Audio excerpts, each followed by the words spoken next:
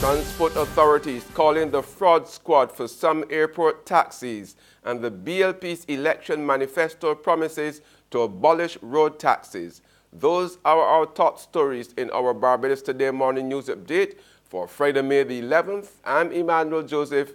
Thanks for joining us. Transport authorities say they have had to call in the fraud squad to investigate the business dealings of some airport taxi operators. While not specifying the period during which this happened, Director of the Transport Authority Alex Linton revealed yesterday that some of these drivers were disciplined for such breaches as swapping permits. We have already disciplined a number of individuals. We've called a number of individuals, like at the airport where we have illegal taxis, we called them in. We had a couple of guys who did the wrong thing in how they activated their permits or swapped and did some fraudulent things. We call in the fraud squad. We've had FIU already in on our offices, so we do check a lot of things, and BRA that checks the income taxes to make sure the owners pay the relative taxes for the operation of BSC vehicles.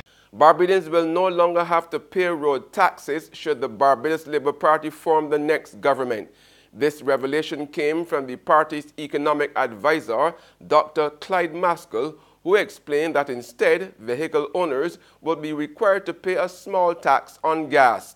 Maskell, who was tasked with the responsibility of explaining how the BLP intends to pay for the plans contained in the pages of its manifesto, which was launched at Kingston Christchurch last night, said that in the spirit of equity, commercial vehicles which are more than average users of the road will be required to pay more.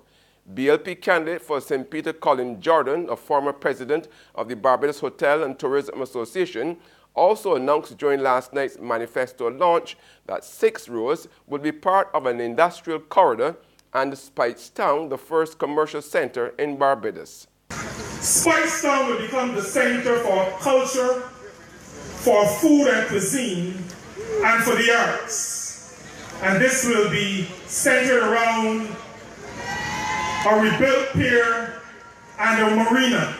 In other news now, a secondary school teacher who caused controversy by defying public service orders and appearing on the platform of the incumbent Democratic Labour Party has been silenced after all. Educator Simon Allen told Barbados Today yesterday evening he had withdrawn from the lineup scheduled to address a DLP meeting at Checker Hall, St. Lucie last night after finding himself in hot water with the Ministry of Education. The ministry rebuked Allen after he appeared as a guest speaker at the DLP's campaign launch at Waterford St. Michael on Sunday night. Allen told Barbados Today he was aware of the order barring him from appearing on political platforms before he spoke at Sunday's DLP campaign launch, but he felt it was necessary to defy it in the support of his party. The Trinidad-based Caribbean Court of Justice has upheld an appeal brought by a convicted Guyanese national who was resident in Barbados against his 25-year murder sentence. The appellant, Tirath Prasad, was convicted along with Barbadian Christopher McCollin of the brutal November 2008 killing of Anna Juzi Nina, who was born in Russia and came to Barbados at age 7. The teenager, who died from strangulation a day after celebrating her 16th birthday, was left hanging from a rafter at her parents, John and Larissa Jackson Palmer's plantation St. John home. Her gruesome death was seen as a revenge killing by Prasad, who 3 months earlier had been shot in the arm by John after they got into an altercation following the disappearance of $100,000 from John's wholesale business, Solo Wholesalers, in Black Rock, St. Michael. There's regional and international news after this short break. One night, one winner, only one team can deliver. Balance, comprehensive, unrivaled coverage. Barbados Today, Capital Media HD 99.3 and 6 Gear Studios. Don't miss election night on www.facebook.com/Barbados Today, on www.barbadostoday.bb, live on www.capitalmediahd.com and on www.facebook.com/Capital Media HD. Welcome back with news from the region. Now, the Trinidad and Tobago government says the economy is turning around. The opposition says it is turning around right at the edge of a cliff. Both sides painted their pictures of the economy as the House of Representatives began its debate of the mid-year review of the budget. Joel Brown reports.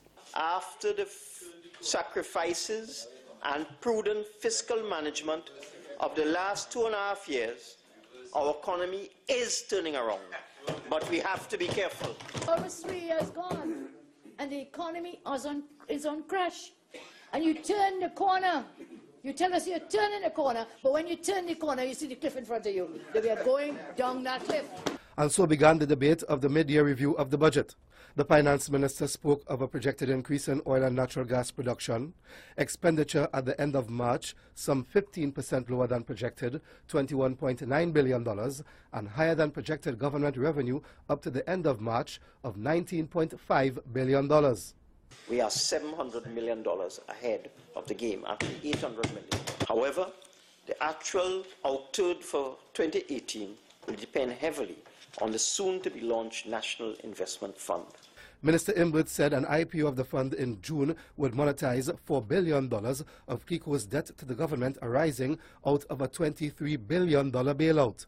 He revealed 42.5 million shares of Republic Bank, 23% of OCM, 29.9% of Angostura, 5.4% of Whitco, and 19.5 million shares of Home Construction, with a combined total value of $6.4 billion, have been transferred directly to the corporation sole and/or to state enterprises and CLICO for onward transfer to the government. And on the international scene, the U.S. president has confirmed he will meet with North Korean leader Kim Jong-un in Singapore on June the 12th. More in this Euronews report.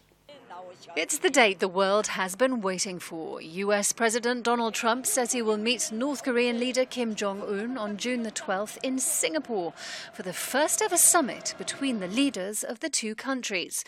Top of the agenda will be Pyongyang's plan for winding down its nuclear program.